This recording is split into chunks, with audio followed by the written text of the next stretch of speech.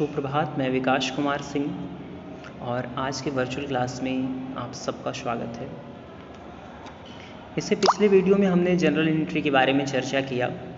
आपको मैंने जनरल के बारे में बताया कि जनरल प्रारंभिक लेखे की वह पुस्तक है जिसमें सौदों का लेखा बेस्ट बुक से तारीखवार किया जाता है, या जनरल ऐसी पुस्तक है जिसमें प्रारंभ या व्यवसाय की प्रारंभिक पुस्तक है जिसमें हम लेन देनों का लेखा क्रमबद्ध रूप में और दिनांकवार करते हैं। ठीक है। जनरल आपका फ्रेंच भाषा के शब्द जोड़ से बना है और जिसका अर्थ डायरी। डायरी का मतलब कि जिसमें दिन प्रतिदिन के व्यवहार का हम लिखा करें उसे हम डायरी कहते हैं। ठीक है। जनरल के उद्देश्य कि जनरल से सभी सौदों का संक्षिप्त ज्ञान होता है, व्यापारिक झगड़े में सहायता मिलती है। ठीक है। ऋणी एवं धनी खातों का ज्ञान या डेबिट क्रेडिट का ज्ञान हमें होता है, प्रविष्टि की सत्यता की आप जांच करते हैं। जनरल के प्रारूप के बारे में मैंने बताया कि जनरल में आपके कुल 5 कॉलम होते हैं। पहला कॉलम आपका डेट का होता है, दूसरा विवरण का, तीसरा आपका LF लेजर फोलियो या उसे हम खाता पृष्ठ संख्या कहते हैं, चौथा कॉलम आपका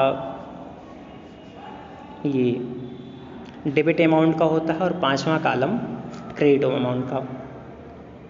ठीक। पहला कॉलम डेट का होता है जिसमें एक बार हम ईयर लिख देते हैं। जैसे मान लीजिए 2000 सन का सौदा है और उसके बाद हम पहले मंथ मान लीजिए 1 जनवरी का सौदा, तो पहले जनवरी 1 ये तारीख वाले कॉलम में या डेट के कॉलम। विवरण वाले कॉलम में हम सौदों का विवरण लिखते हैं। इसकी पहली लाइन में हम डेबिट खाते को लिखते हैं। ठीक है। जैसे मान लीजिए कि कैश अकाउंट आपका डेबिट है, ये कैश अकाउंट डेबिट, इसको हम पहली लाइन में लिखते हैं और ठीक इसी के सामने इस कॉलम में हम डेबिट अमाउंट को लिखते हैं। ठीक। दूसरा लाइन आपका क्रेडिट खाते का होता है जिसको हम थोड़ा सा जगह छोड़ के टू करके लिखते हैं, टू राम। ठीक है। और क्रेडिट अमाउंट हम ये दूसरे लाइन में ये क्रेडिट वाले कॉलम में लिखते हैं जो ये दूसरा कॉलम है। ठीक है। और ये आपका खाता पृष्ठ संख्या का कॉलम है। इस कॉलम में जैसे हम जनरल एंट्री से खाते पे इसकी खतौनी करते हैं तो वहाँ पे हम या खाता की पृष्ठ संख्या दर्शाते हैं। ठीक है। कि किस खाते के किस पृष्ठ पर संबंधित सौदे की एंट्री की गई है। जनरल में लेखा करने के नियम मैंने आपको बताया कि 3 प्रकार के खाते होते हैं, व्यक्तिगत खाता, वास्तविक खाता और अवास्तविक खाता। व्यक्तिगत खाता का रूल्स आपका कि पाने वाला debit the receiver and credit the giver. पाने वाला डेबिट और देने वाला क्रेडिट। ठीक है। इसी तरह से वास्तविक खाता रियल अकाउंट में व्हाट कम्स इन डेबिट, जो संपत्ति आए डेबिट करते हैं, और व्हाट गोज आउट क्रेडिट, जो संपत्ति जाए उसे हम क्रेडिट करते हैं। तीसरा आपका नॉमिनल खाता, नाम मात्र खाता, या इसको हम अवास्तविक खाता कहते हैं। तो इसके का रूल्स आपका all expenses and losses are debit and all incomes and gains are credit. सभी व्यय एवं हानियों को हम डेबिट करते हैं और सभी आय एवं प्राप्तियों को हम क्रेडिट करते हैं।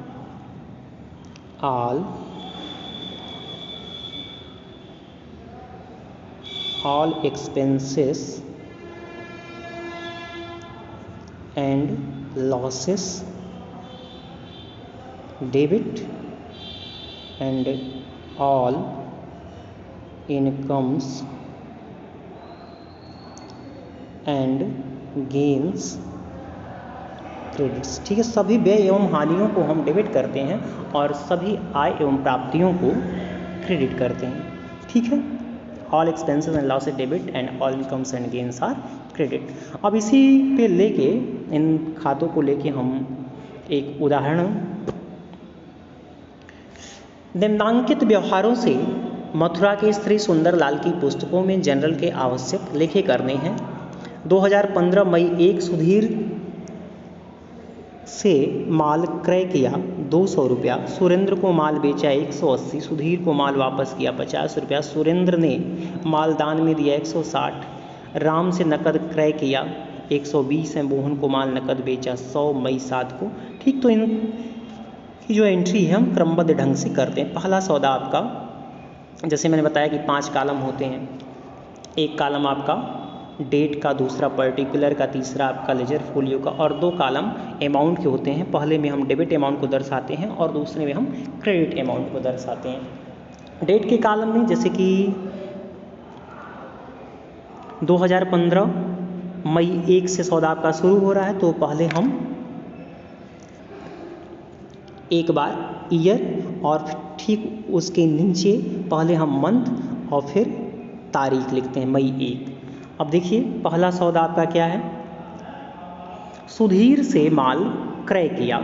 सुधीर से माल क्रय किया तो इसमें परचेज अकाउंट है, तो परचेज अकाउंट को हम डेबिट कर दिया। जब आप सुधीर से माल क्रय करते हैं तो जो संपत्ति, माल आपका संपत्ति खाता, और जो संपत्ति आए उसको हम डेबिट करते हैं, तो माल के स्थान पे हम परचेज अकाउंट को डेबिट करते हैं या परचेज को हम डेबिट करते हैं, इतना आपको ध्यान में रखना है। और सुधीर हो गए उधार देने वाले, तो देने वाले को हम क्या करते हैं, क्रेडिट करते हैं, ठीक है।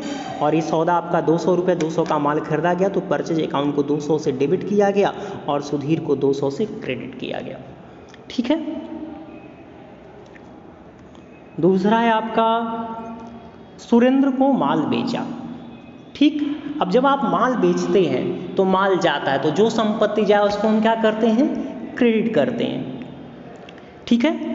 तो सेल्स अकाउंट को, माल जो माल जा रहा है या उसके स्थान पे हम सेल्स अकाउंट को क्रेडिट करते हैं। और सुरेंद्र को माल बेचा, तो सुरेंद्र हो गए उधार पाने वाले। चूँकि यहाँ पे दिया गया नकद नहीं कहा गया, अगर कहा गया होता नकद किया गया तो हम कैश अकाउंट खोलते या सुरेंद्र के स्थान पे हम कैश अकाउंट लिखते, ठीक है।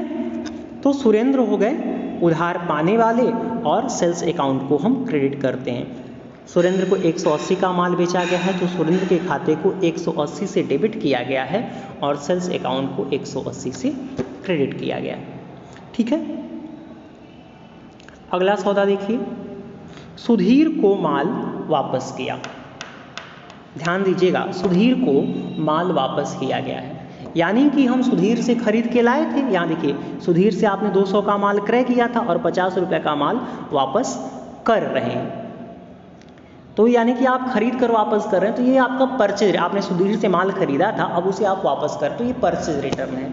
तो परचेज रिटर्न या परचेज को हम क्या करते हैं, डेबिट करते हैं, तो परचेज रिटर्न को हम क्रेडिट करेंगे। या इस तरह से देखिए, सुधीर को माल वापस किया, तो जो संपत्ति जाए उसे हम क्या करते हैं, क्रेडिट करते हैं, और जो संपत्ति आए डेबिट करते हैं। तो परचेज रिटर्न को हम क्या करेंगे, क्रेडिट करेंगे। और दूसरा खाता आपका सुधीर हो जाएगा, तो सुधीर हो जाए पाने वाले, तो सुधीर को आप क्या करेंगे, डेबिट करेंगे और परचेज रिटर्न अकाउंट को आप क्रेडिट करेंगे 50 रुपये से। तो यहाँ देखिए, सुधीर को डेबिट किया गया है, सुधीर हो गए पाने वाले, और दूसरा खाता आपका परचेज रिटर्न अपने आप क्रेडिट हो जाएगा। या परचेज रिटर्न को देखते हैं, तो परचेज रिटर्न में जो संपत्ति जाए उसको आप क्रेडिट करते हैं, ठीक है। या इस तरह से आप देख सकते हैं कि परचेज को हम क्या करते हैं, डेबिट करते हैं, ठीक है। तो इसका उल्टा आपका परचेज रिटर्न, तो परचेज रिटर्न को हम क्या करेंगे, क्रेडिट करेंगे। इसी तरह से सेल्स को क्या करते हैं, हम क्रेडिट करते हैं, तो सेल्स का उल्टा आपका सेल्स रिटर्न, तो सेल्स रिटर्न को हम डेबिट करेंगे, ठीक है। ये आपका दूसरा सौदा, सुरेंद्र ने माल वापस किया। अब सुरेंद्र ने माल वापस किया, यानी कि आपने सुरेंद्र को माल बेचा था। यहाँ देखिए प्रश्न में, सुरेंद्र को माल आप बेचे थे 180 रुपये का, और 80 रुपये का माल वो क्या कर रहा है, वापस कर रहा है। तो माल व्यवसाय के अंदर वापस आ रहा है, तो जो संपत्ति आए उसको हम क्या करते हैं, डेबिट करते हैं, ठीक है। तो सेल्स रिटर्न को हम डेबिट करेंगे। और सुरेंद्र हो गए देने वाले, तो देने वाले को आप क्रेडिट करते हैं, ठीक है।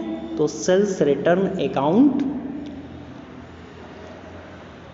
डेबिट 80 रुपये से सेल्स रिटर्न को हम डेबिट करेंगे, दूसरा खाता आपका सुरेंद्र का, ये आपका 80 रुपये से क्रेडिट हो जाएगा, ठीक है। अगला देखिए, राम से नकद माल क्रय किया।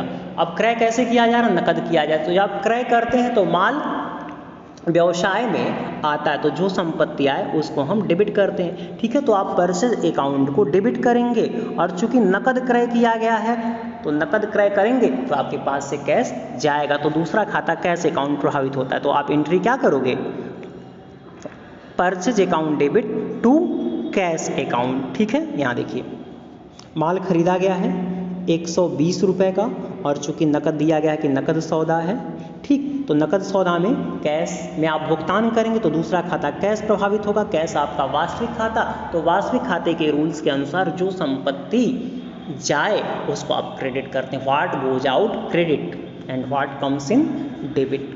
ठीक है, ये आपका नरेशन बन जाएगा। Goods sold for cash to Mohan, कहने का मतलब कि मोहन नहीं, ये नरेशन आपका बनेगा being goods brought for cash from Ram, कि राम से नकद माल खरीदा। ठीक है, इसी तरह से और नरेशन देखिए, परचेज की सुधीर से परचेज किया जा रहा है तो गुड्स बॉट फ्रॉम सुधीर या गुड्स परचेज्ड फ्रॉम सुधीर। दूसरे में आप सुरेंद्र को माल बेच रहे हैं तो गुड्स सोल्ड टू सुरेंद्र या being goods sold to Surendra narration लिखते हैं। नरेशन में क्या करते हैं कि जो काम आप करते हैं उसी को हम लिखते हैं। ठीक है, तो इसमें आप वर्ब की थर्ड फॉर्म प्रयोग करते हैं, बीइंग लगा के हम लिखते हैं। यहाँ देखिए रिटर्न बाट, ये वर्ब का थर्ड फॉर्म, इसी तरह से सोल्ड। और आगे देखिए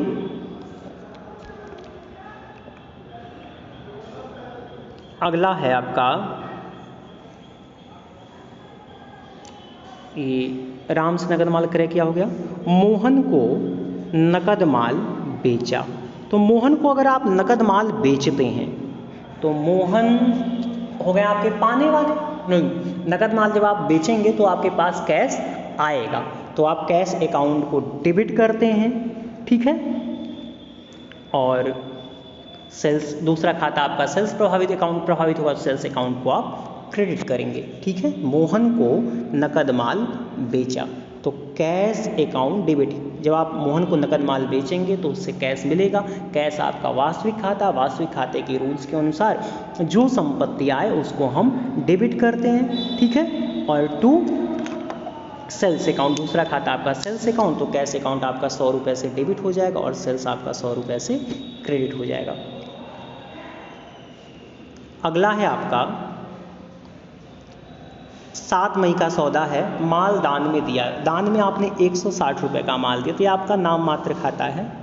ठीक है, तो व्यय है, सभी व्यय एवं हानियों को डेबिट करते हैं। तो आप चैरिटी अकाउंट चाहे डोनेशन अकाउंट कर सकते हैं। तो चैरिटी अकाउंट या डोनेशन अकाउंट को आप 160 का माल दिया गया है तो 160 रुपये से आप डोनेशन अकाउंट या चैरिटी अकाउंट को डेबिट करते हैं। और चूँकि माल दान में दिए हैं तो इससे के लिए हम परचेज अकाउंट प्रयोग करते हैं। अगर आप कैश दान में दिए होते तो कैश जाता तो टू कैश अकाउंट हम करेंगे। ठीक है, इसी तरह से अगला सौदा है कि नमूने के रूप में माल बांटा 60 रुपये का, तो नमूने ये भी आपका नाम मात्र खाता, एडवर्टाइजमेंट एक्सपेंसेस है। ठीक है, तो नाम मात्र खाते के रूल के अनुसार सभी व्यय एवं हानियों को हम डेबिट करते हैं। तो एडवर्टाइजमेंट अकाउंट को आप 60 रुपये व्यय किया गया, एडवर्टाइजमेंट के 60 रुपये से डेबिट किया गया। और टू परचेज अकाउंट, नमूने के रूप में माल बांट रहे हैं तो एक तरह से विज्ञापन है तो विज्ञापन खाते को डेबिट किया गया है। और चूंकि माल दे रहे हैं, माल के रूप में दे रहे हैं तो टू परचेज अकाउंट हम करते हैं। ठीक है, और यहाँ देखिए डेट वाले कॉलम में जिस डेट का सौदा है उस सौदे के साथ, जैसे 1 मई का सौदा है तो मई एक बार सिर्फ ईयर लिख देते हैं, उसके बाद जिस दिन का सौदा है वो आप डेट वाले कॉलम में भरेंगे। ठीक है, LF वाले कॉलम में कुछ नहीं भरा जाएगा। LF वाला कॉलम चूँकि ये खाता पृष्ठ संख्या का कॉलम है तो जो आप इस संबंधित सौदे की खतौनी आप करेंगे तो जिस पृष्ठ पर खतौनी करते हैं उस पृष्ठ संख्या को संबंधित सौदे के सामने आप दर्शाते हैं। ठीक है, इसलिए LF का जो कॉलम है खाली, और लास्ट में डेबिट और क्रेडिट पक्षों का योग कर लिया जाता है। ठीक है, और जो कि एक डेबिट पक्ष और क्रेडिट पक्ष दोनों एक दूसरे के बराबर आते हैं। ठीक है, तो आज के लिए बस इतना ही।